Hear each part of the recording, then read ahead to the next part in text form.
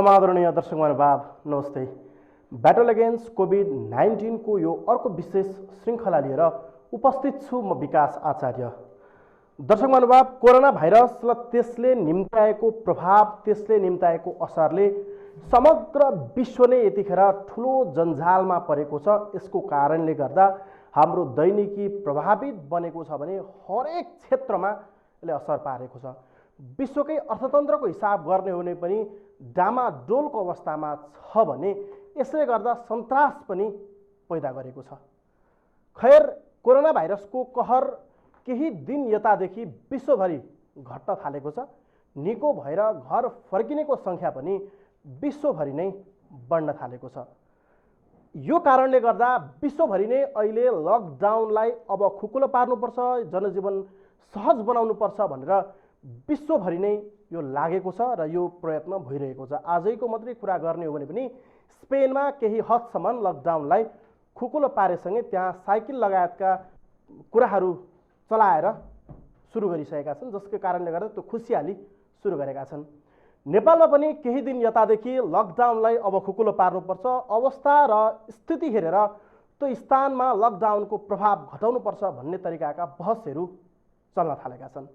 वास्तविक यसको के हो राज, कुन तरिकाको छलफलहरू भइरहेको छ भन्ने विषयको जानकारी लिनको लागि आज म पुगेको छु नेपाल सरकार स्वास्थ्य तथा जनसङ्ख्या मन्त्रालयका सल्लाहकार डाक्टर खेम कार्कीसँग।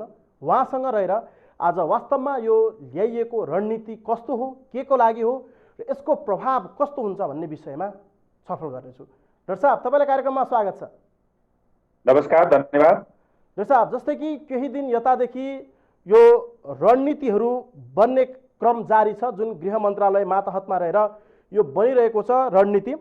यो रणनीतिले कोरोना भाइरस र त्यसले निम्त्याएको लकडाउनलाई खुकुलो पार्न वा त्यसले सृजना गरेको अवस्थालाई केही सामान्य बनाउने तरिकाले अगाडि ल्याइएको भन्ने कुरा छ। आजैको एउटा घटना भन्ने हो भने स्वास्थ्य तथा जनसङ्ख्या मन्त्रालयले पत्रकार सम्मेलन मार्फत आजै मात्रै 10 जनामा सङ्क्रमण पुष्टि गरेसँगै यो अनपेक्षाकृत नतिजा पनि निक्लेको छ नेपालमा। यता सरकार लकडाउन घटाउने भन्ने तरिकाले लागिरहेछ, यता सङ्क्रमित बढिरहेको छ। यो के हो, यो किन यस्तो भयो, अलिकति बताइदिनुहोस् न। तपाईँले एकदम सान्दर्भिक प्रश्न गर्नुभयो। अब सङ्क्रमणको दर चाहिँ बढ्दै जाँदाखेरि लकडाउन चाहिँ छोड्ने हो र भन्ने खालको प्रश्न चाहिँ स्वाभाविक रूपमा सबैको मनमा हुनुपर्छ। तर कुरा के हो भने अहिले जुन सङ्क्रमणको जुन चाहिँ अवस्था हामीले हेरिरहेछौँ, त्यो सङ्क्रमणको अवस्था भनेको चाहिँ निश्चित समुदायमा निश्चित ठाउँमा मात्रै यो सङ्क्रमण भइराखेको छ र बढिराखेको छ।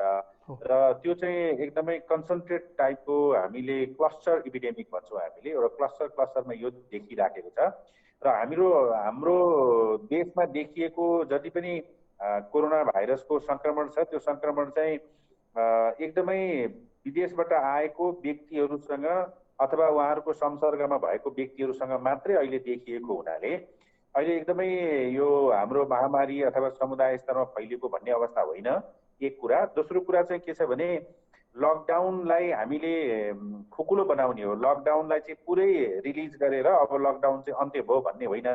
त्यसैले हामीले मानिसको सामाजिक जीवन, आर्थिक जीवन र हरेक खालको चाहिँ परिस्थितिलाई हेरेर हामीले 1 महिनाभन्दा बढी चाहिँ लकडाउन गरिसक्यौँ। त्यसैले सबै क्षेत्रको अध्ययन अनुसन्धान गर्दाखेरि के छ भने सबै क्षेत्रमा अब कोरोनाको महामारीको जोखिम चाहिँ छैन। अब केही क्षेत्रहरू जहाँ चाहिँ महामारीको जोखिम चाहिँ एकदमै न्यून छ, त्यस्तो न्यून जोखिम भएका चाहिँ ठाउँहरूमा चाहिँ हामीले लकडाउन र अलिकति रिलिज गर्नुपर्छ, खुकुलो बनाउनुपर्छ। यसको मतलब चाहिँ सबै चिज हिजोको अवस्थाको जस्तो गरी चल्ने होइन, तर चाहिँ मान्छेको चाहिँ सामाजिक जीवन, आर्थिक जीवनहरूमा चाहिँ अब सकारात्मक प्रभाव हुने गरी चाहिँ लकडाउनलाई खोलिनुपर्छ, जहाँनिर चाहिँ सङ्क्रमण चाहिँ छैन अथवा सङ्क्रमणको जोखिम कम छ भन्ने कुराहरू हो। र जहाँनिर सङ्क्रमणको जोखिम छ र सङ्क्रमणको जोखिम बढी नै राखेको छ, त्यस्तो ठाउँहरूमा चाहिँ हामीले चाहिँ लकडाउनलाई अझ निरन्तरता दिनुपर्छ र योभन्दा पनि कडा खालको लकडाउन पनि गर्नुपर्ने हुनसक्छ। जस्तै हामीले नेपालगञ्जको सन्दर्भमा अथवा उदयपुरको सन्दर्भमा हामीले सिल नै गरेका छौँ, एउटा कर्फ्यू जस्तै नै भएको छ। सबै कम्युनिटीमा जहाँनिर चाहिँ त्यो कोरोनाको सङ्क्रमण देखिएको छ त्यस्तो कम्युनिटीलाई पुरै रूपमा चाहिँ सिल गरेर त्यहाँको व्यक्तिहरू बाहिर जान नपाउने र बाहिरको व्यक्ति पनि त्यहाँ नआउने गरी चाहिँ हामीले त्यो समुदायहरूलाई चाहिँ सिल गरेर राखेको अवस्था छ। त्यसो भएको हुनाले यो अहिले लकडाउन हामीले रिलिज गर्दाखेरि पनि हामीले त्यही विधिलाई अप्नाउँछौँ कि जहाँनिर अप्ठ्यारो छ, जोखिम छ, त्यसलाई हामीले अझ कडाइका साथ चाहिँ लकडाउनलाई पालना गर्नको लागि हामीले सबैलाई अनुरोध गर्ने हो। र जहाँनिर चाहिँ जोखिमै कम छ, त्यस्तो जोखिम कम भएको ठाउँमा चाहिँ जनतालाई धेरै शास्ति दिनु पनि भएन। लामो समयसम्म एकदमै धैर्यताका साथ नेपाली दाजुभाइ तथा दिदीबहिनीहरूले जुन लकडाउनलाई पालना गर्नुभएको छ, त्यसलाई पनि हामीले चाहिँ एकदमै आधार गर्दै, सम्मान गर्दै उहाँहरूको सामाजिक र आर्थिक जीवनमा पनि प्रभाव नपर्ने गरी चाहिँ हामीले लकडाउनलाई खुकुलो बनाउँदै जाने र सँगसँगै चाहिँ महामारीलाई पनि फैलिन नदिने। यो दुईटा हिसाबले हामी नेपालीमा भन्छौँ नि, लट्ठी पनि नबाचिने र सर्प पनि मर्ने भन्ने जुन चाहिँ लाइन छ, त्यो लाइनलाई हामीले चाहिँ पालना गर्ने भन्ने हिसाबले चाहिँ हामी छलफल, बहस, कुराकानीहरू गरिरहेछौँ। डाक्टर साहब, जस्तै कि ठ्याक्कै हेर्ने हो भने अहिले अधिकांश तराई बेल्ट चाहिँ प्रभावित बनेको जस्तो देखिएको छ। अहिलेको तत्काल हेर्ने हो भने चाहिँ भारतसँग बढी आवत जावत गर्ने क्षेत्र चाहिँ अलिक बढी प्रभावित बनेको छ। केही पहाडी इलाका पनि यसबाट अछुतो भने रहन सकेको छैन। तर तत्काल अहिले नै यो हामीले जुन रणनीति, बहिर्गमन रणनीति अपनाएर यो खोल्दाखेरि नागरिकमा एक प्रकारको जुन हिजोको जस्तो अवस्था थियो त्यो हुन नसक्ने कुरा चाहिँ त्यो ठिकै हो, तर पनि त्यसले गर्दाखेरि अब हामी लकडाउन खुलिसकेको छ भन्ने तरिकाले झन् बढी जोखिम चाहिँ बढाउन सक्ने सम्भावना चाहिँ कति छ? यसको चाहिँ कसरी तपाईँले हेरिराख्नु भएको छ? अहिलेसम्म हामीले चाहिँ विदेशबाट आएका व्यक्तिहरू र उनीहरूसँग भएका संसर्ग भएका व्यक्तिहरूको हामीले ट्र्याकिङ, ट्रेसिङको कामहरू एकदमै रफ्तारका साथ गरिरहेछौँ। अहिले तपाईँलाई भनौँ, अहिले जति पनि हाम्रो चाहिँ केसहरू देखिएको छ, आज मात्रै 10वटा केस देखियो भनेर हामीले भनिरहेछौँ। यो सबै हामीले आफूले गएर पत्ता लगाएको हो। एक्टिभ केस फाइन्डिङ भन्छौँ हामी यसलाई। अस्पतालमा आएर लक्षण चिन्ह भएर रगत जँचाएर अथवा चाहिँ स्वाब जँचाएर पिसिआर गरेर देखिएको होइन कि यो चाहिँ हामीले आफूले खोज्दै गएर भेटेको हो। त्यसैले देशव्यापी रूपमा हामीले सम्भावित ठाउँहरूमा सम्भावित खालको चाहिँ संक्रमित व्यक्तिहरू हुनुहुन्छ भन्ने ठाउँमा हामीले चाहिँ एकदम खोज पडताल गर्दाखेरि भेटिराखेका छौँ। जहाँ जहाँ हामीले भेटेका छौँ त्यो भेटेकालाई हामीले पोजिटिभ हुने बित्तिकै अस्पतालमा ल्याएर राखेका छौँ र अस्पतालबाट हामीले उपचारको पद्धतिहरूलाई अगाडि बढाएका छौँ। यो त्यो समुदायमा बसे पनि हुने खालका व्यक्तिहरू छन्, किनभने उहाँहरू सामान्य अवस्थामा हुनुहुन्छ, सामान्य लक्षण चिन्हहरू देखिएको थियो, त्यो पनि हराएको छ कतिपयलाई अलिकति लक्षण चिन्हहरू होला, तर पनि त्यो एकदमै अस्पतालै भर्ना गर्नुपर्ने स्थिति होइन। सबै व्यक्तिहरूलाई हामीले अस्पतालमा ल्याउनुको कारण के हो भने समुदायमा त्यो चाहिँ फैलिएर नजाओस् भन्नका लागि हामीले यो गरेका छौँ। त्यसैले अहिले हामीले जति पनि एक्टिभ केस फाइन्डिङमा हामी चाहिँ देशव्यापी रूपमा चाहिँ हाम्रो अभियान सञ्चालित गरेका छौँ। त्यसले हामीलाई एउटा चाहिँ नतिजा के दिएको छ भने अब निश्चित ठाउँहरूमा चाहिँ त्यस्तो केसेसहरू छैन भन्ने कुराहरूको एउटा चाहिँ एक खालको सुनिश्चितता छ। भोलि तपाईँको कहीँबाट मान्छेहरू गएर सरेर त्यहाँ चाहिँ फेरि केसहरू हुँदैन, सङ्क्रमणहरू हुँदैन भन्ने कुराहरू होइन। तर जति बेला सङ्क्रमण हुन्छ फेरि त्यसलाई चाहिँ सङ्क्रमण भइसके पछाडि उसलाई पनि उच्च जोखिममा राखेर त्यही अनुसारको चाहिँ तत्अनुसारको चाहिँ लकडाउन गर्ने कुराहरू छँदैछ। तर जहाँनिर चाहिँ हामीले अहिलेसम्मको अध्ययन, अहिलेसम्मको अवस्थाबाट चाहिँ जहाँनिर एकदमै न्यून जोखिम छ, त्यस्तो न्यून जोखिम भएको ठाउँमा चाहिँ हामीले लकडाउनलाई अलिकति खुकुलो बनाउँदै जाने भन्ने कुराहरूमा चाहिँ हाम्रो इपिडेमोलोजिकल स्टडीले चाहिँ सहयोग गरेको स्थिति। डाक्टर साहब, जस्तै कि यो कोभिड-19 बहिर्गमन रणनीति नाम दिएको छ, उक्त यो रणनीति अहिले छलफलको क्रममा छ, विज्ञहरूसँगको सुझाव सङ्कलनको क्रममा छ। यो रणनीति आवश्यक चाहिँ किन पर्यो? अहिले जुन तरिकाले अहिले हामी जुन सङ्क्रमणको दायरामा छौँ, जुन एउटा उच्चतम बिन्दुकै परिप्रेक्ष्यमा छौँ, किनभने आज मात्रै बढेको हेर्ने हो भने यो बढाइ सामान्य होइन। नेपाल जस्तो मुलुकमा जुन हामी हिजोको भगाइ थियो त्यो हिसाबले सामान्य भगाइ होइन। यो ठ्याक्कै अहिले यो जरुरत चाहिँ किन आवश्यक पर्यो? अब यस्तो छ, अब यो हामीले अहिले 40-41 दिनसम्म भइसक्यो होला हामीले लकडाउनमा बसेको, लामो समयसम्म बस्यौँ। अब अहिले के छ भने यसरी हामीले विश्वभरिको स्थिति हेर्दाखेरि चाहिँ निरन्तर रूपमा लकडाउन गर्दाखेरि एउटा त हामीलाई चाहिँ आर्थिक जीवन, हाम्रो चाहिँ आर्थिक आय आर्जन सबै कुराहरूमा चाहिँ एकदमै नकारात्मक प्रभाव पर्ने भयो, सामाजिक जीवनमा पनि प्रभाव पर्ने भयो। मान्छेहरूले चाहिँ अरू खालको चाहिँ सेवाहरू चाहिँ दिन पनि पाएका छैनन्, अवसरहरू गुमेको छ। अनि घरमै मात्रै मान्छेहरू बसिराखेको छ, मानसिक समस्याहरू, मानसिक तनावहरू चाहिँ सिर्जना भएको छ र मान्छेलाई अझ गाली लाग्दो, एकदमै डरलाग्दो, अझै के हुने हो भन्ने खालको एउटा चाहिँ खालको निसासिएको अवस्था छ। र विश्वको सबै मुलुकहरूमा चाहिँ लकडाउनको प्याटर्नलाई हेर्दाखेरि पनि हामीले के छ भने धेरै लामो समयसम्म लकडाउन गर्दाखेरि अरू खालको चाहिँ यो आउटपुटहरू आउने, अरू खालको चाहिँ प्रतिफलहरू चाहिँ नकारात्मक प्रतिफलहरू आउने खालको स्थितिहरू देखिएको छ। कतिपय ठाउँमा मान्छेहरूले चाहिँ खान नपाएर चाहिँ आत्महत्या गरेको स्थिति छ, मानसिक समस्याहरू छ।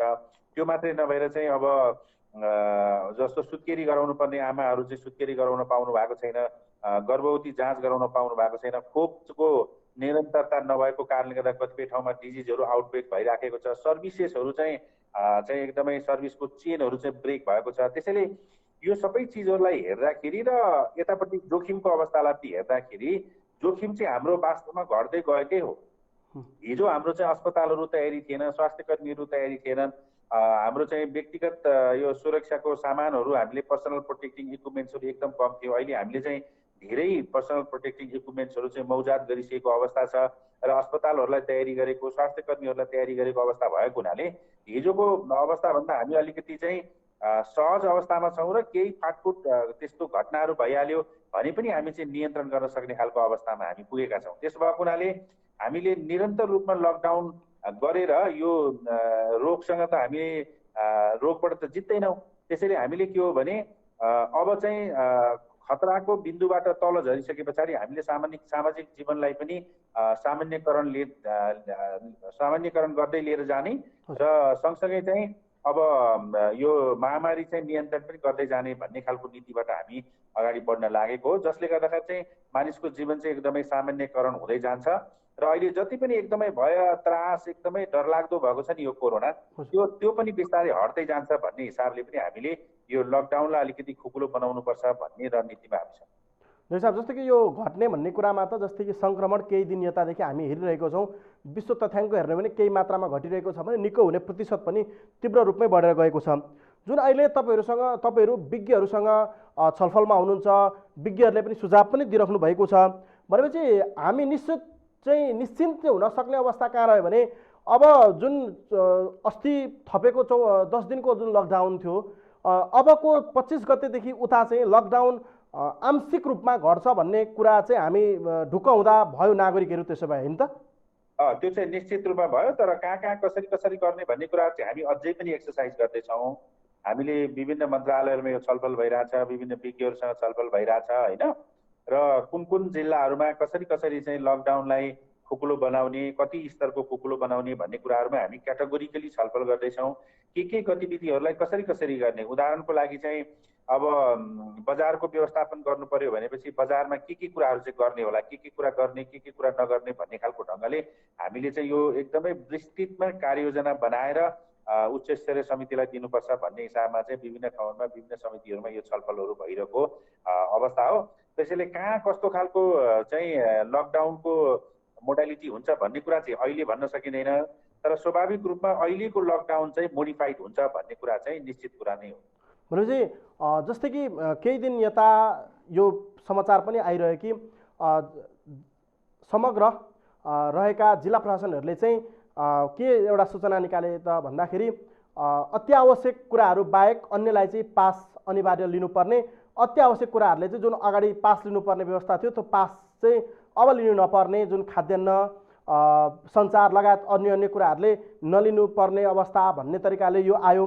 त्यो हिसाबमा पनि अब नागरिकहरूले केही सहजता चाहिँ हुन्छ भन्ने एउटा अपेक्षा चाहिँ गरेको अवस्था पनि थियो।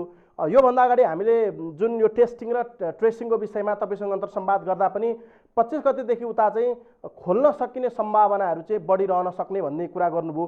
अब यो नागरिकहरूमा अन्यल चाहिँ कहाँ आयो भन्दा के कुराहरूले चाहिँ बढी प्राथमिकता पाउने, जस्तै कि यहाँ भनिएको छ 3वटा तहमा खोलिनेछ भन्ने कुरा आएको छ।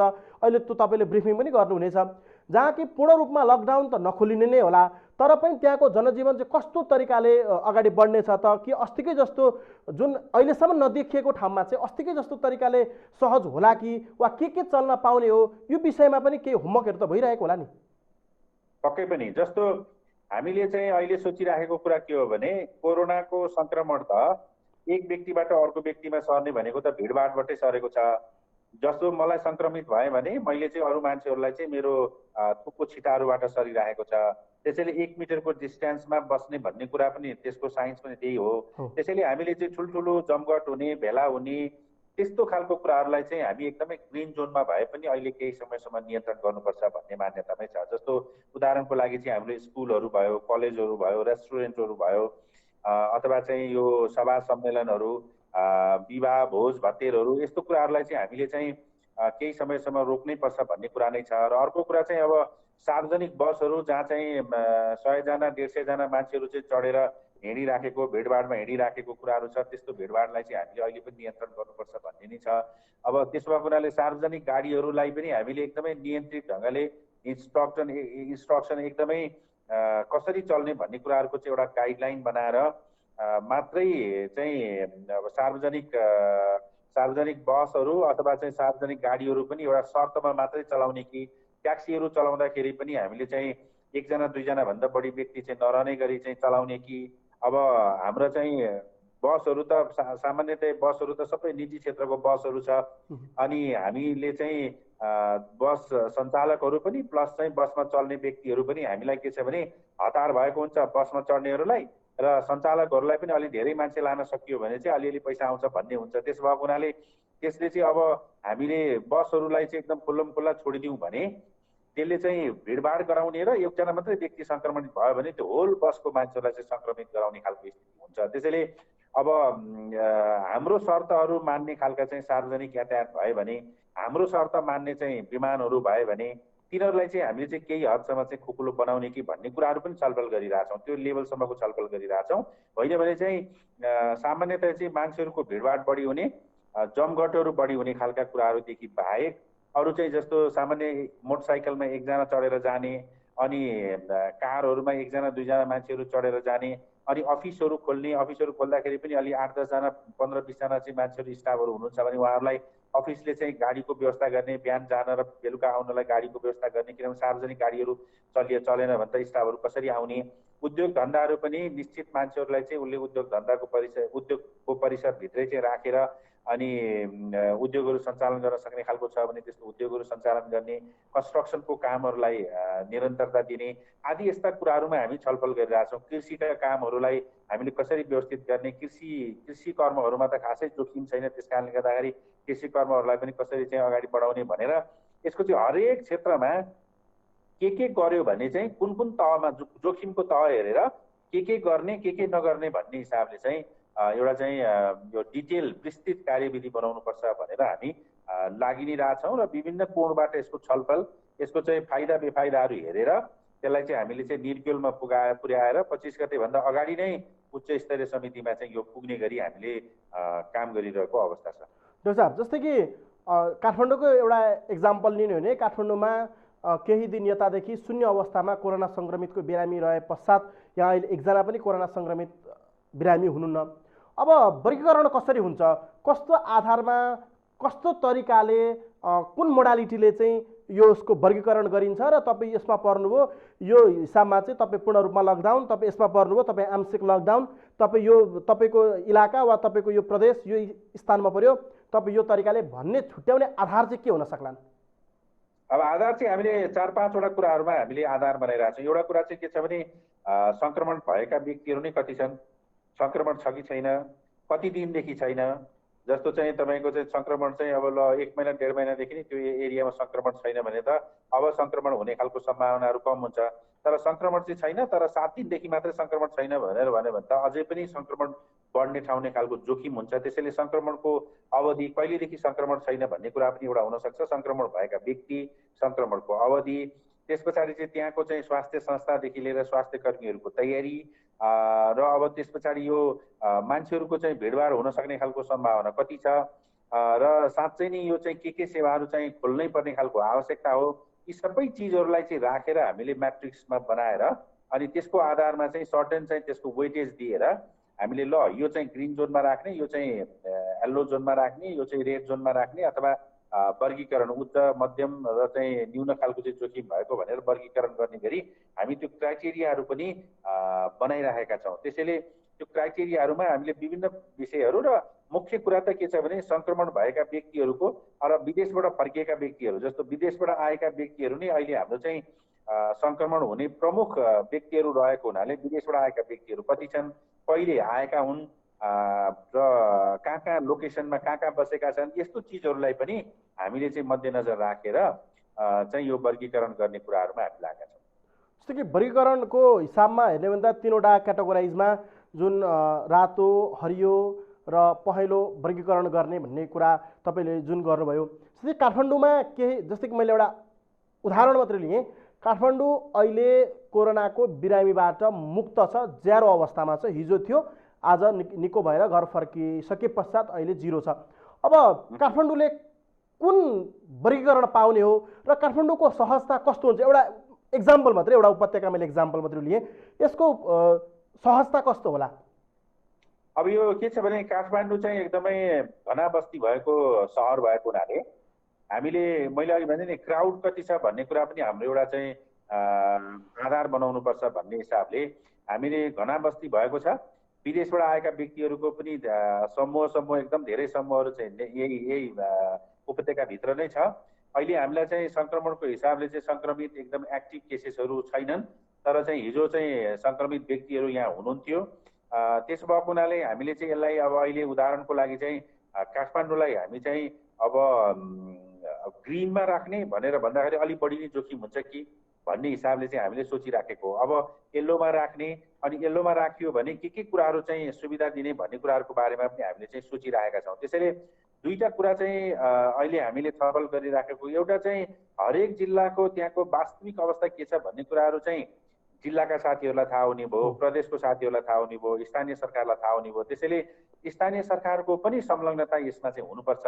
त्यसो गर्यो भने चाहिँ हामीले राइट हिसाबले चाहिँ कति मान्छेहरू कहाँ कहाँ छन् भन्ने कुराहरू चाहिँ स्थानीय सरकारलाई थाहा छ। त्यसैले स्थानीय सरकारसँगको पनि चाहिँ समन्वयमा हामीले चाहिँ यो जोनिङ गर्ने हो। त्यसैले काठमाडौँको हिसाबमा, काठमाडौँ उपत्यकाको हिसाबमा हेर्दाखेरि अब यातायातमा त हामीले सार्वजनिक यातायात त हामी चलाउनै सक्ने स्थिति छैन। स्कुलहरू, कलेजहरू खोल्न सक्ने स्थिति नै छैन। अनलाइन चाहिँ क्लासेसहरू, भर्चुअल क्लासेसमै जानुपर्छ होला। काठमाडौँमा आउने गाडीहरू पनि हामीले रोक्नुपर्छ, किनभने काठमाडौँभन्दा बाहिरबाट पनि सङ्क्रमण आउन सक्ने भएको हुनाले काठमाडौँको गाडीहरू पनि बाहिर नजाने र काठमाडौँभित्र पनि प्रवेश नगर्ने खालको स्थिति कायमै राख्नुपर्ने स्थिति देखिन्छ। त्यसैले अब काठमाडौँलाई चाहिँ हामीले ग्रिनमा लाँदाखेरि अलिकति जोखिम हुने भएको हुनाले पहेँलोमै राख्नुपर्छ, तर पहेँलो पनि अलि हल्का पहेँलो हिसाबले राख्नुपर्छ भन्ने खालको ढङ्गले हामीले छलफल गरिराखेको स्थिति हो। तर चाहिँ अब यो फाइनलै यसो गरौँ भनेर हामीले चाहिँ निर्णय गरिराखेको अवस्था चाहिँ होइन। यसमा चाहिँ छलफल चाहिँ हरेक जिल्लाहरूको चाहिँ परिस्थिति हेरेर त्यसलाई चाहिँ जिल्ला वाइज नै हामीले चाहिँ यो कुन चाहिँ जोखिमको कस्तो अवस्थामा राख्ने भनेर हामी छलफल गर्दैछौँ र भोलि पनि यसमा चाहिँ अलिक बढी तथ्याङ्कहरू, अलिक बढी सूचनाहरू राखेर भोलि बिहानैदेखि पनि हामी यसमा चाहिँ छलफल गरिरहेछौँ। जस्तै कि अहिले जुन पहेँलोको कुरा गर्नुभयो, यो पहेँलो रङमा यदि काठमाडौँ पर्यो भने भन्ने सन्दर्भमा हामीले कुरा गऱ्यौँ। जनजीवन कस्तो होला? जस्तै कि दोकानहरू, उद्योग धन्दाका कुराहरू भए, साना घरेलु मझौला उद्योगका कुराहरू भए, पसल, किराना पसलका कुराहरू भए, अन्य कुराहरूको सहजता कस्तो होला भोलिको दिनमा काठमाडौँ? अब किराना पसलहरू हामीले खोल्नुपर्छ। त्यस्तो भयो भने किराना पसल खोल्नुपर्छ र किराना पसल खोल्दाखेरि पनि अब पसल खोल्दाखेरि पनि के शर्तमा खोल्ने भन्ने कुराहरू चाहिँ विस्तृतमा पसलेलाई हामीले दिनुपर्छ। त्यसको हामी तयारी गर्दैछौँ। पसल खोल्दाखेरि पनि उसले कसरी बस्ने, अनि उसकोमा आउने ग्राहकहरू कसरी राख्ने, कतिको चाहिँ डिस्टेन्समा राख्ने, त्यहाँ के कुराहरू चाहिँ अनिवार्य हुन्छ। जस्तो चाहिँ मास्क लगाउनु पर्ने अनिवार्यता होला, 1 मिटरको डिस्टेन्समा राख्नुपर्ने होला, एउटा व्यक्तिले किनिसके पछाडि मात्रै अर्को व्यक्ति जाने। अनि अब यो सबै चिजहरू चाहिँ हामी एउटा कार्यविधि जस्तो अथवा स्ट्यान्डर्ड अपरेटिङ प्रोसिड्युर जस्तो पसलहरू, ठुल्ठुलो महलहरू जाने चाहिँ सयौँको सङ्ख्यामा चाहिँ मान्छेहरू किनमेल गर्न जाने स्थिति हुन्छ। त्यस्तो कुराहरूलाई हामीले चाहिँ हतोत्साहितै गर्नुपर्छ होला। त्यो खालको कुराहरू हामीले गरिरहेछौँ। त्यस्तै गरेर अब बाटोमा पनि मैले अघि भने मोटरसाइकलहरू, सिङ्गल मोटरसाइकलहरू चल्न दिने, अब कारहरू चल्न दिने, तर मान्छे थोरै राखेर एकदमै धेरै कार चल्न दिने, अनि एउटा कारमा 10 जना मान्छे चढेर गयो भने त त्यो त समस्या हुन्छ। त्यसैले निश्चित मान्छेहरू मात्रै चल्न दिने। त्यस पछाडि चाहिँ अब अफिसहरू पनि अधिकांश अफिसहरू खुल्नुपर्छ, तर अफिसमा जान आउन चाहिँ लोकल ट्रान्सपोर्टेसनहरू भनौँ न, हामीले बस, माइक्रोहरू रोकिसके पछाडि त अब त्यही कार्यालयको तर्फबाट चाहिँ उनीहरूले चाहिँ आवत जावतको व्यवस्था गर्ने, त्यो जसले त्यो आवत जावतको व्यवस्था गर्न सक्छ त्यस्ता कार्यालयहरू खोल्ने, यस्तो खालको कुराहरूमा हामी चाहिँ अलिकति छलफल गरिरहेछौँ। यी सबै मैले उदाहरण दिएका हुँ, भोलि यही नै हुन्छ भन्ने होइन, तर चाहिँ उदाहरणको लागि हामीले यसरी हरेकको चाहिँ डिटेलमा कार्यविधि बनाएर मात्रै यो चाहिँ लकडाउनलाई मोडिफाई गरिन्छ। डाक्टर साहब, जस्तै कि रातो वर्गीकरणमा पर्नेको त त्यो पूर्ण रूपमा सिल गरे सरह भयो, लकडाउन जुन अहिलेको यथावत लकडाउन त्यो यथावत नै भयो। यता ग्रिन जोनमा पर्नेको सहजता उपलब्धता चाहिँ कस्तो होला? अलिकति मैले ब्रिफिङमै सोधेँ, किनभने नागरिकले अत्यन्तै बढी खोज्नु भएको वा जिज्ञासा राख्नु भएको प्रश्न भएको कारणले गर्दा मैले यसमा डिटेल्समा छिरेँ। ग्रिन जोनमा परेको सहजता चाहिँ कस्तो होला? जस्तै कि मैले एउटा प्रतिनिधि उदाहरण लिएँ, प्रदेश नम्बर 1 को मोरङमा एकजना पनि सङ्क्रमित देखिनु भएको छैन तत्कालको रूपमा, तर उपचार चाहिँ भइरहेको छ। जुन कोभिड अस्पतालमा, कोशी अस्पतालमा उपचार चाहिँ भइरहेछ सङ्क्रमितहरूको। यस्तो एरियामा जस्तै कि मोरङको अवस्था के होला अब मोरङको अवस्था चाहिँ तपाईँको अहिले त्यहाँ पनि सङ्क्रमितहरू चाहिँ अस्पतालमा छन्। अब समुदायमा त छैनन्, त्यस कारणले गर्दाखेरि चाहिँ अस्पतालमा भएको कुराहरूले त त्यति साह्रो धेरै प्रभाव पार्दैन। हामीले समुदायमा चाहिँ सङ्क्रमण गर्न सक्ने खालको चाहिँ व्यक्तिहरू, समुदायहरू अथवा चाहिँ सङ्क्रमित हुन सक्ने खालको चाहिँ परिस्थिति के छ भन्ने कुरा नै मूल्याङ्कन गर्ने हो। अब मोरङ जिल्लाको सन्दर्भमा चाहिँ विदेशबाट आएका व्यक्तिहरू कति छन्, त्यसको सम्पर्कमा व्यक्तिहरू कति छन् भन्ने कुराले निर्धारण गर्ने हो। र यदि त्यो चाहिँ सबै कुराहरू ठिक छ भनेर भन्यो भने पनि मोरङ चाहिँ बोर्डरसँग जोडिएको हुनाले हामीले बोर्डरसँग जोडिएका जिल्लाहरूलाई चाहिँ अहिले हामीले चाहिँ तत्कालै एकदमै येल्लोमा अथवा ग्रिनमा राख्न सक्ने खालको परिस्थिति चाहिँ छैन। त्यसैले किनभने कति बेला चाहिँ को व्यक्ति आउँछ भन्ने कुराहरूको टुङ्गो छैन र अहिले हामीले येल्लोमा राखेको तुरुन्तै रेडमा लानुपर्ने हुनसक्छ। त्यसैले यो जोनिङ गर्दाखेरि पनि हामीले के विचार गरेका छौँ भने यो भोलि पनि आउन सक्ने खालको जोखिमहरूलाई पनि अलिकति हेर्नुपर्छ है भन्ने हिसाबले पनि हामीले हेरिरहेका छौँ।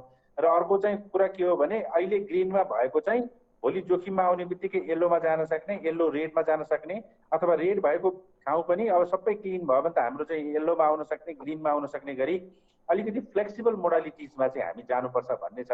अब मोरङको सन्दर्भमा त अहिले हामीले चाहिँ बोर्डरको जिल्ला भएको हुनाले अहिले हामीले चाहिँ त्यही पनि बोर्डरतिर चाहिँ अलिकति बढी नै सिल गरेर, बढी नै कडाइ गरेर अब केही पालिकाहरू, केही क्षेत्रहरू, स्थानीय क्षेत्रहरूमा चाहिँ त्योभन्दा अलिकति फ्लेक्सिबल गर्न सक्ने खालको मोडालिटी पनि हुन सक्छ। तर यो एकदमै पपुलस, एकदमै धेरै भिडभाड हुने ठाउँहरू चाहिँ अहिले पनि नियन्त्रण गर्नुपर्ने जरुरी हुन्छ। त्यसैले रेड र येल्लोको बिचमा चाहिँ मोरङ चाहिँ वर्गीकरण हुन सक्ने सम्भावना देखिन्छ।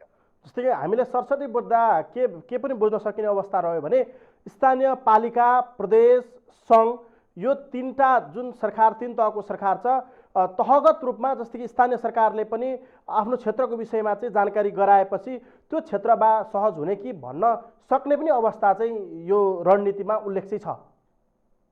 त्यो चाहिँ हामी त्यही कुरा चाहिँ हामीले अलिकति बढी विशेष जोड गरेका छौँ। किनभने त्यही एउटै जिल्लामा पनि कतिपय पालिकाहरू चाहिँ एकदमै जोखिमबाट एकदमै न्यून जोखिम भएको हुनसक्छ होइन। त्यस्तोमा चाहिँ अलिकति बढी खुकुलो गर्ने, तर अर्को पालिकाको अथवा अर्को ठाउँको व्यक्तिहरू चाहिँ त्यहाँ जान नपाउने, त्यहाँको व्यक्तिहरू पनि अर्को ठाउँमा जान नखालको प्रक्रियाहरू चाहिँ अप्नाउनुपर्छ। किनभने यो त व्यक्तिदेखि व्यक्तिमा सर्ने भएको हुनाले अल्टिमेटली मोबिलिटीलाई चाहिँ रेस्ट्रिक्सन गर्ने नै हो। मोबिलिटी रेस्ट्रिक्सन गरिएन भने यो ट्रान्समिसन बढ्छ। यो हिसाबले चाहिँ अलिकति हामीले स्थानीय, प्रदेश र सङ्घको यो सबैको सहमतिमा मात्रै यो कहाँ फ्लेक्सिबल गर्ने, कहाँ चाहिँ अलिकति टाइट गर्ने भन्ने कुराहरूलाई फाइनल गर्नुपर्छ भन्ने नै हाम्रो मान्यता हो। डाक्टर साहब, जस्तै कि हामीले अहिले तपाईँले अहिले भनिराख्दा हामीले बुझ्नुपर्ने प्रसङ्ग चाहिँ कहाँ पनि रह्यो भने ग्रिन जोनमै परेको क्षेत्र भए तापनि अन्य पालिकासँग, जुन जोखिमयुक्त पालिकाहरूसँगको जाने कुरामा रेस्ट्रिक्सन हुनसक्छ, अन्यत्र जान गाह्रो हुनसक्छ। अर्थात् अहिले जुन हिजोको जस्तो जुन सहज थियो त्यो सहज चाहिँ ग्रिन जोनले पनि नपाउन सक्ने सम्भावना चाहिँ छ। फेरि त्यस्तो चाहिँ छ। त्यसैले हामी यो सबै सम्भावनाहरूलाई हेरेर अनि भोलि चाहिँ तपाईँको कुनै पनि त्यस्तो खालको चाहिँ हाम्रो परिस्थितिहरूमा अलिकति फेरबदल आउने बित्तिकै यो हाम्रो चाहिँ लकडाउनमा जुन जोनमा परेको थियो त्यो जोन पनि परिवर्तन हुन सक्छ। त्यसैले अलिक फ्लेक्सिबलै ठाउँमा हामी जानुपर्छ र अहिले चाहिँ कोरोनाको चाहिँ सङ्क्रमण नियन्त्रित भए पनि भोलि हामीले लकडाउन खोल्ने बित्तिकै अलिकति बढ्न सक्ने स्थिति हुनसक्छ। त्यो सबै चिजलाई चाहिँ हेरेर हामीले चाहिँ लकडाउनलाई चाहिँ एकदम फ्लेक्सिबल बनाउने र अलिक खोकुलो पनि बनाउन सक्ने र तुरुन्तै चाहिँ हामीले टाइट गर्न सक्ने खालको ढङ्गले पनि हामी जानुपर्छ भनेर अलिकति यो फ्लेक्सिबल मोडमै जाने भन्ने खालको चाहिँ लाइनमा हामी छौँ। डाक्टर साहब, जस्तै कि अर्थतन्त्रको कुरा गर्ने भने अर्थतन्त्र डामाडोल छ, उद्योग धन्दा कल कारखाना ठप्प प्राय छन्। अब यो हिसाबमा अबको यो सहजतापछि उद्योग धन्दा कल कारखाना साना ठुला मजौला घरेलु उद्योग लगायतका क्षेत्र लगायत अन्य कुराहरूले चाहिँ सहजता पाउने नपाउने, उहाँ श्रमिकहरूले चाहिँ आएर काम गर्न सक्ने सम्भावना कति, कस्तो रणनीतिहरू त्यसमा चाहिँ छ, उद्योग धन्दा चलायमान भयो भने पनि कमसेकम अर्थतन्त्र चाहिँ थोरै भए पनि चलायमान हुन सक्ने सम्भावना चाहिँ रहन्छ, त्यो हिसाबमा चाहिँ के छ? अब हामी अस्पतालहरूमा चाहिँ सेवाहरू चाहिँ सुचारू हुनुपर्छ भन्ने कुरामै छौँ। त्यसैले अस्पतालको सेवा सुचारू गर्नको लागि चाहिँ अस्पतालमा एम्बुलेन्सको व्यवस्था गर्ने अथवा बिरामी ओसार पसार गर्नको लागि चाहिँ अरू गाडीको केही सहुलियतहरूको व्यवस्था गर्ने कुराहरू पनि एउटा पक्ष भयो। अर्को चाहिँ अब हाम्रो चाहिँ देश चाहिँ वास्तवमा सानो अर्थतन्त्रवाला देश हो, ठुलो अर्थतन्त्र होइन। त्यसकारणले सानो अर्थतन्त्र भएको हुनाले सानसानो उद्योग धन्दाहरू छ। सानसानो उद्योग धन्दाहरूलाई चाहिँ हामीले व्यवस्थित ढङ्गले त्यहाँ चाहिँ मैले अघि पनि भने मानिसहरू त्यहाँ उद्योगमा काम गर्ने कल कारखानामा काम गर्ने व्यक्तिहरूलाई चाहिँ उनीहरूलाई राख्न सक्ने ठाउँ होस्टेलहरू बनाउन सकियो अथवा उहाँहरूलाई चाहिँ आवत जावतमा चाहिँ त्यो उद्योग धन्दाले चाहिँ सहजीकरण गर्न सक्यो भने त्यस्तो उद्योग धन्दाहरू पनि सञ्चालन गर्ने, किनभने त्यो जरुरी छ। र कृषिको हामी अधिकांश चाहिँ हिसाबले हेर्दाखेरि कृषि प्रधान मुलुकै भएको कारणले गर्दाखेरि कृषिका कर्महरूलाई चाहिँ व्यवस्थित ढङ्गले चाहिँ सुचारू रूपमा सञ्चालन गर्नको लागि चाहिँ सबैलाई चाहिँ उत्साहित गर्ने, किनभने कृषि त अहिले पनि इभन रेड जोनमा पनि कृषिको कर्महरू त त्यस्तो खालको जोखिमवाला होइन। त्यसैले कृषि कर्महरूलाई अलिकति बढाउने यो ढङ्गले चाहिँ हामी क्याटेगोरिकली नै यो कल कारखाना उद्योग धन्दाहरूमध्ये पनि कस्तो कस्तो प्रकारको लाई कसरी सञ्चालन गर्ने भन्ने कुराहरूमा हामी क्याटेगोरिकली छलफल गर्दैछौँ। जस्तो उदाहरणको लागि चाहिँ अब धेरै मजदुरहरू भएको चाहिँ कारखाना छ, जस्तो 300-400 मजदुरहरू भएको कारखाना छ भने त्यो कारखानामा चाहिँ थोरै व्यक्तिहरू जस्तो चाहिँ लट चलाएर 30-40 जना भन्दा बढी चाहिँ एक सेसनमा चाहिँ 30-40 भन्दा बढी चाहिँ नराख्ने गरी चाहिँ हामीले विधि बनाउने कि यस्तो सबै मोडलहरूमा चाहिँ हामीले ओपनली छलफल गरिरहेछौँ। त्यसैले यो सबै मोडलहरू हामी चाहिँ प्रस्तुत गर्छौँ र सम्भवतः त्यो मोडलहरू सहितको चाहिँ हामीले चाहिँ लकडाउन रिलिज गरिसके पछाडि तत्त अर्गनाइजेसन्सहरूले चाहिँ कुन चाहिँ मोडल चाहिँ मा आफू परियो त्यही अनुसारको चाहिँ विधि अप्नाएर चाहिँ यो लकडाउनलाई चाहिँ पालना गर्ने खालको स्थिति बनोस् भन्ने हिसाबले पनि हामीले चाहिँ सोच गरिरहेका छौँ। डाक्टर साहब, जस्तै कि विश्व स्वास्थ्य सङ्गठनको कुरा गर्ने हो भने अझै पनि यो सङ्क्रमण रोकिनको लागि चाहिँ हामी निकै टाढा छौँ, यो चाहिँ यो अन्त्य हुन चाहिँ अझै धेरै समय लाग्छ भन्ने तरिकाले विश्व स्वास्थ्य सङ्गठनले पनि भनिरहेको छ। अर्को कुरा, लकडाउन खोल्न वा खुकुलो पार्नको लागि चाहिँ विश्व स्वास्थ्य सङ्गठनले उद्धृत गरेको कुराहरू चाहिँ पुग्नुपर्छ। जस्तै कि सामान्य एउटा उदाहरण लिउँ, क्वारेन्टाइनकै व्यवस्था भएका स्थानमा पनि मापदण्ड अनुसारका क्वारेन्टाइन नभएको कुरा जुन अहिले हामी स्थानीय पालिकाहरूले बनाएका कुराहरू छन्, आर्मी सशस्त्र प्रहरी लगायत पुलिसहरूले खडा गरेको क्वारेन्टिनदेखि लिएर स्थानीयहरूले बनाएको क्वारेन्टिनहरूको त्यो उपलब्धता विश्व स्वास्थ्य सङ्गठनले भने मुताबिक छैन। त्यस्तै अन्य धेरै त्यस्ता 6-7वटा 8-9वटा चाहिँ पोइन्ट्सहरू हुन्छ जुन चाहिँ मिट अप गर्नुपर्छ। त्यो नभएको स्थानमा हालै त्यो अवस्था निम्त्याउँदाखेरि जोखिमको दृष्टिकोणले चाहिँ कस्तो हुन सक्ला? अब विश्व स्वास्थ्य सङ्गठन पनि हाम्रो चाहिँ लकडाउनको स्ट्राटेजी बनाउने कुराहरूमा चाहिँ विश्व स्वास्थ्य सङ्गठनका व्यक्तिहरूलाई पनि हामीले निम्ता गरेका छौँ। उहाँहरू पनि सँगसँगै हुनुहुन्छ यो स्ट्राटेजी कसरी बनाउँदाखेरि ठिक हुन्छ भन्ने कुराहरू। त्यसैले उहाँहरूले पनि नेपालको सन्दर्भमा यहाँ भइरहेको चाहिँ सङ्क्रमणको परिस्थिति, यहाँको स्थिति सबै कुराहरूलाई चाहिँ हेरेर उहाँहरूले पनि हामीलाई चाहिँ लकडाउनलाई खुकुलो बनाउने खालको सल्लाह दिनुभएको छ। अब कतिपय पत्र पत्रिकाहरूले चाहिँ के छ भने विश्व स्वास्थ्य सङ्गठनले चाहिँ लकडाउन चाहिँ नखोल्नु भनेको छ भनेर पनि लेखेको मैले देखेको छु, तर त्यस्तो केही पनि छैन। तपाईँले विश्व स्वास्थ्य सङ्गठनको वेबसाइटमा हेर्नुभयो भने त्यस्ता खालका कुराहरू लेखिएको छैन। विश्व स्वास्थ्य सङ्गठनको हवाला दिएर आफ्ना कुराहरू लेखिरहेको जस्तो लाग्छ। तर विश्व स्वास्थ्य सङ्गठनका साथीहरूसँगै हामी आज पनि दिनभरि छलफल गरिरहेका थियौँ र भोलि पनि हामी विश्व वर्ल्ड हेल्थ अर्गनाइजेसनको साथीहरूसँग बसेर नै छलफल गर्छौँ। त्यसैले उहाँहरूको अन्तर्राष्ट्रिय अनुभव, वर्ल्ड हेल्थ अर्गनाइजेसनको चाहिँ अन्तर्राष्ट्रिय चाहिँ तपाईँको सूचना, अन्तर्राष्ट्रिय अनुभवलाई पनि हामीले चाहिँ यहाँ हाम्रो देशमा पनि त्यसलाई चाहिँ प्रयोग गर्छौँ, लागू गर्छौँ। अनि त्यसपछि अब यसको चाहिँ यो हामीले विभिन्न अन्तर्राष्ट्रिय सङ्घ संस्थाहरू र अन्तर्राष्ट्रिय परिस्थिति यो सबै चिजलाई हेरेर हामीले यसको चाहिँ जोखिमलाई हेरिराखेकै हो र भोलि पनि हामी त्यसलाई निरन्तरता दिन्छौँ कि हाम्रो जोखिमको अवस्था अनुसार नै हाम्रो चाहिँ लकडाउनलाई चाहिँ हामीले तलमाथि गर्ने, टाइट गर्ने कि खुकुलो गर्ने कि भन्ने कुराहरू हामी लाग्छौँ। त्यसैले अल्टिमेटली के हो भन्दाखेरि चाहिँ हाम्रो लकडाउनलाई अलिकति बढी फ्लेक्सिबल बनाउँछौँ भन्ने कुरा नि हो। जस्तो तपाईँले क्वारेन्टाइनको कुराहरू गर्नुभयो, क्वारेन्टिन त भोलि हामीलाई योभन्दा बढी चाहिन सक्छ, किनभने हामीले सधैँभरि हाम्रो नेपाली नागरिकहरू जो विदेशमा बसिराख्नु भएको छ उहाँहरूलाई हामीले त्यही विदेशमै राखिराख्ने स्थिति बन्दैन।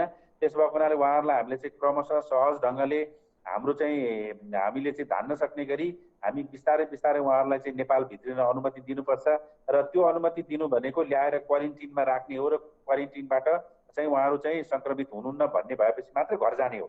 त्यसो भएको हुनाले पनि हामीले क्वारेन्टिनको व्यवस्थालाई अझ व्यवस्थित बनाउनुपर्छ, थप व्यवस्थित बनाउनुपर्छ। हाम्रो चाहिँ प्रदेशहरूमा अथवा चाहिँ हाम्रो चाहिँ सङ्घीय लेभलमा पनि हामीले चाहिँ ठुल्ठुला त्यस्ता क्वारेन्टिनहरू चाहिँ बनाउनु पर्ने स्थिति बन्न सक्छ। त्यसैले क्वारेन्टिनको व्यवस्थापन र त्यसलाई चाहिँ अझ राम्रो सुदृढीकरण गर्ने कुरा त अहिले अब झन् हामीले यो फ्लेक्सिबल मोडमा गयौँ र हामीले चाहिँ विदेशमा भएका हाम्रा नेपाली नागरिकहरूलाई पनि देश भित्र्याउने हो भने अझ हामीले क्वारेन्टिनलाई चाहिँ अझ व्यवस्थित गर्नुपर्ने चाहिँ खाँचो देखिन्छ। डाक्टर साहब, अलि तपाईँले प्रसङ्ग थोरै छोइहाल्नुभयो, त्यसपछि हामी समयको पाबन्दीले गर्दा हामी उत्तरार्धतिर पनि छौँ। जस्तै कि अलपत्र परेर रहनुभएका जुन नेपाली दाजुभाइ दिदीबहिनीहरू जुन श्रमिकको रूपमा खाडी मुलुकदेखि लिएर अन्य विभिन्न देशमा रहनुभएको छ, उहाँहरूको विषयमा चाहिँ के छ? जस्तै कि हामीले पनि अहिले भिडियो कन्फरेन्स मार्फत अर्थात् भनौँ भाइबर मार्फत सम्पर्क गर्दाखेरि जागिर टुटेको, बस्ने ठाउँ पनि अभाव, पैसा सकिएको, खान नपाएर बिजोग भएको अवस्था छ, तर पनि त्यहाँ स्थित दूतावासले चाहिँ हामीलाई कुनै पनि रेखदेख नगरेको भन्ने कुराहरू उहाँहरूले हामीलाई पोखी पनि राख्नुभएको छ। हिजो मात्रै हामीले बङ्गलादेशबाट हाम्रा डाक्टर पढ्न गएका दाजुभाइहरू जुन हाम्रा नेपाली दाजुभाइहरू हुन्थ्यो उहाँहरूसँग पनि कुरा गऱ्यौँ। हामी एकदम बिचल्लीमा परेका छौँ, गाह्रो भएको छ भन्ने कुराहरू गरिराख्नु भएको छ। यो विषयमा चाहिँ सरकार कतिको क्रियाशील भएर लागिरहेको छ यो कुराको सुनवाई गर्नको लागि? चाहिँ यो सरकार एकदमै गम्भीर र संवेदनशील भएर लागेको छ, किनभने आफ्नो नागरिकहरू जो चाहिँ अप्ठ्यारोमा हुनुहुन्छ, अप्ठ्यारो परिस्थितिमा चाहिँ बसिराख्नु भएको छ, उहाँहरूलाई चाहिँ देश फिर्ता गर्ने र देशमा चाहिँ ल्याउने र उहाँहरूलाई सहज बनाउने कुराहरू पनि राज्यको दायित्वभित्र पर्छ। र त्यो राज्यको दायित्वबाट राज्य चाहिँ चुक्नु हुँदैन भन्ने कुराहरू चाहिँ सबैतिरबाट सबै कोणबाट छलफल भएको विषय हो र यसलाई चाहिँ राज्यले सही ढङ्गले व्यवस्थित गर्ने गरी चाहिँ योजनाहरू पनि बनाइराखेको बुझ्छु म। र अब अहिले मैले अघि भनेको जस्तै सङ्केत मैले गरिहालेँ कि अब नेपाली नागरिकहरू जो विदेशमा हुनुहुन्छ उहाँहरूलाई पनि क्रमशः हामीले चाहिँ एकदमै उहाँहरूको आवश्यकताको आधारमा, कतिपयको जागिर गइसकेको छ, उहाँहरू त्यतिकै अड्केर बसिराख्नु भएको छ होइन, अब एकदमै अर्जेन्ट छ, घर आउनुपर्ने छ, देशमा आउनुपर्ने छ, यो सबै क्याटेगोरी गरेर हामीले चाहिँ प्राथमिकताको आधारमा हामी बिस्तारै ती नेपाली नागरिकहरूलाई चाहिँ देशभित्र हाम्रो चाहिँ स्रोत साधनले भ्याएसम्म र हाम्रो चाहिँ हाम्रो चाहिँ तयारीले चाहिँ भ्याएसम्म चाहिँ हामी अब बिस्तारै नेपाली दाजुभाइ दिदीबहिनीहरूलाई चाहिँ जो नेपाल आउन चाहनुहुन्छ उहाँहरूलाई चाहिँ बिस्तारै नेपाल ल्याउनुपर्छ भन्ने कुराहरूमा चाहिँ नेपाल सरकारले चाहिँ त्यसको यो तयारी र त्यसको चाहिँ खास अभ्यासहरू चाहिँ गरिराखेको छ अहिले। डाक्टर साहब, आज हामीले टेस्टिङ ट्रेसिङका कुरा गरेनौँ, किनभने योभन्दा अगाडिको कार्यक्रममा पनि हजुरले एकदम स्पष्ट रूपमा टेस्टिङ र ट्रेसिङको विषयमा कुरा राख्नुभएको छ। अब मैले के कुरा गर्न चाहेँ भने हिजो वा भनौँ त्योभन्दा अघिल्लो दिन 24 घन्टासम्म पनि एकजना पनि सङ्क्रमित फेला नपर्नु, फेरि अर्को दिन आज मात्रै यतिको मात्रामा सङ्क्रमित भेटिनु, जसले गर्दाखेरि अझै पनि सीमासँग जोडिएका जुन नेपाल र भारतको सीमासँग जोडिएका स्थानहरू जोखिमको हिसाबले अझ बढी जोखिममा रहेको आङ्कलन गर्न सकिन्छ यो हिसाबमा। अब अन्त्यमा उत्तरार्धमा यो कुरालाई यहीँ टुङ्ग्याउँदै तपाईँको पनि केही कुरा छ भने सकौँ। अब यो आजको सङ्क्रमण 10 जना देखिसकेपछि अबको हिसाब के, जोखिमको हिसाबमा हामी कस्तो अवस्थामा छौँ, यसलाई अलिकति टुङ्ग्याउँ। जोखिम चाहिँ हाम्रो हिजोको र आजकोमा खासै फरक छैन। हिजो पनि हामीले एउटा निश्चित समुदायभित्र नै चाहिँ सङ्क्रमित व्यक्तिहरू भेटेका हौँ र आज पनि हामीले त्यही निश्चित समुदायभित्रको उनीहरूको सम्पर्कमा भएका व्यक्तिहरू हिजो नेपालगञ्जमा जो पोजिटिभ हुनुभएको थियो, जो सङ्क्रमित देखिनु भएको थियो, त्यही देखिनु भएको व्यक्तिहरूसँग संसर्ग भएका अरू व्यक्तिहरूसँग पनि हामीले चाहिँ खोज पडताल गर्दाखेरि चाहिँ फेला परेको हो। त्यसैले अघि मैले सुरुमा पनि भने अहिले चाहिँ हामी कुनै पनि व्यक्ति चाहिँ कोरोनाको सङ्क्रमण भएर अस्पतालमा आएर पत्ता लागेको होइन कि हामीले समुदायमा गएर चाहिँ समुदायको भित्रभित्र जाँदाखेरि खोज पडताल गर्दाखेरि भेटेको हुनाले अहिले हामीलाई चाहिँ जो व्यक्तिहरू चाहिँ भारतको नयाँ दिल्लीमा भएको एउटा सम्मेलनमा सहभागी हुनुभएको थियो, त्यो सम्मेलनबाट फर्किँदाखेरि चाहिँ उहाँहरू कोरोना सङ्क्रमित भएर आउनुभएको भन्ने कुराहरूको चाहिँ हामीलाई पुष्टि भइसके पछाडि त्यो सम्मेलनमा गएका हरेक व्यक्तिहरूलाई हामीले चाहिँ खोज पडताल गर्दै जाँदाखेरि हामीले नेपालगञ्जमा पनि त्यो सम्मेलनमा सहभागी भएर आएको व्यक्ति फेला पार्यौँ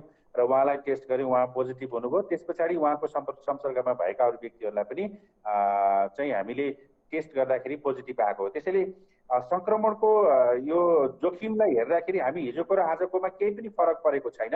अझ हामीले चाहिँ थप यसरी चाहिँ सङ्क्रमितहरू फेला पार्यौँ र हामीले उहाँहरूलाई चाहिँ हाम्रो उपचारको दायराभित्र लिएर आयौँ भने चाहिँ जोखिम अझ हामीले घटाउँदै जान्छौँ भन्ने कुरा लागेको छ। त्यसैले हिजोको र आजकोमा त्यस्तो धेरै चाहिँ व्यक्तिहरू केसहरू देखिए पनि हाम्रो जोखिमको अवस्था बढेको चाहिँ होइन, किनभने यो कम्युनिटी ट्रान्समिसन होइन। एकदम क्लोज कन्ट्याक्टमा भएको व्यक्तिहरूलाई मात्रै सङ्क्रमण भएको हुनाले अहिलेसम्म एकदमै आत्तिनुपर्ने, हतोत्साहित हुनुपर्ने, एकदमै धेरै केसहरू देखियो, अब त झन् समस्या हुने भयो होला भनेर जुन चाहिँ मान्छेहरूमा चाहिँ केसको नम्बर हुने बित्तिकै एक खालको आतंक भएको छ, त्यस्तो आतंकित हुनु जरुरी छैन। हामीले पत्ता लगाएको, यो अस्पतालमा आएको होइन, हामीले पत्ता लगाएको हुनाले अब यो चाहिँ झन् जोखिम चाहिँ हामीले घटाउँदैछौँ। सङ्क्रमित व्यक्तिहरूलाई पनि हामीले चाहिँ अस्पतालमा ल्याउँदैछौँ। यसले झन् चाहिँ हाम्रो जोखिम घटाउँछ भन्ने हिसाबले बुझ्नु चाहिँ महत्त्वपूर्ण हुन्छ। डाक्टर साहब, समय र संवादको लागि यहाँलाई धेरै धेरै धन्यवाद। यहाँलाई पनि धेरै धेरै धन्यवाद। हस्, उहाँ हुनुहुन्थ्यो नेपाल सरकार स्वास्थ्य तथा जनसङ्ख्या मन्त्रालयका सल्लाहकार खेम कार्की। आज मैले डाक्टर साहबसँग लकडाउनको अवस्था कस्तो हुने वैशाख 25देखि भन्ने विषयमा प्रश्न राखेको थिएँ। लकडाउनको स्वरूप फेरिने कुरा उहाँले बताउनु भएको छ, जसको कारणले गर्दा अब 25 गतेदेखि उता चाहिँ लकडाउनको स्वरूप परिवर्तन भएसँगै 3 तहमा विभाजन भएर लकडाउन खुल्न सक्ने, खुकुलो हुन सक्ने उहाँले बताउनु भएको छ। आज मात्रै 10 जना नयाँ सङ्क्रमित थपेसँगै अझ बढी त्रास भने पैदा गरेको छ, जसमा 7 वर्षका बच्चा पनि सङ्क्रमित रहेको कुरा आएको छ। नेपालमा कुल सङ्क्रमितको सङ्ख्या यो बढ्दै गएसँगै त्रास भने पैदा गरेको छ। यो त्रास पैदा भएसँगै जनजीवन प्रभावित त बनेको छ नै, तर पनि सरकारले रणनीति अपनाएर यो बहिर्गमन रणनीति, कोभिड-19 विरुद्धको बहिर्गमन रणनीति अपनाएर यो अहिलेको त्रासलाई केही हदसम्म पनि सम्भावित क्षेत्र बाहेक अन्यतिर केही खुकुलो पार्दै यसलाई सहजीकरणको बाटोतर्फ लाने भन्दै त्यो खालको कुराहरू अवलम्बन गर्दै आएको छ। भारतमा दिन प्रतिदिन कोरोना भाइरस सङ्क्रमितको सङ्ख्या बढेसँगै हाम्रो सीमावर्ती क्षेत्रमा अझ बढी प्रभाव पारेको छ। नेपाल भारत सीमाका क्षेत्रहरूमा यसले प्रभाव पारेसँगै यसले जोखिम अझ बढाएको छ। यस विषयमा नेपाल सरकार त्यस्ता क्षेत्रहरूमा अझ बढी नाका कडाई गर्नको लागि चाहिँ तत्पर रहेर अगाडि बढ्नको लागि पनि यो कार्यक्रमले सानो भए पनि एउटा छलफल गर्यो जस्तो मलाई लाग्छ। दर्शक महानुभाव, ब्याटल अगेन्स्ट कोभिड-19 को यो विशेष श्रृङ्खला आज मैले डाक्टर खेम कार्कीसँग तपाईँहरूमाझ आजको यो समय परिस्थिति अनुसारको लकडाउनको अवस्था के हुने भन्ने विषयमा छलफल गरेँ। अर्को दिन कुनै नयाँ अतिथिका साथ कोभिड-19 को सचेतना अभिवृद्धि गराउनको लागि आउने नै छु। त्यतिन्जेलसम्मको लागि बिदा दिनुहोस्। नमस्ते।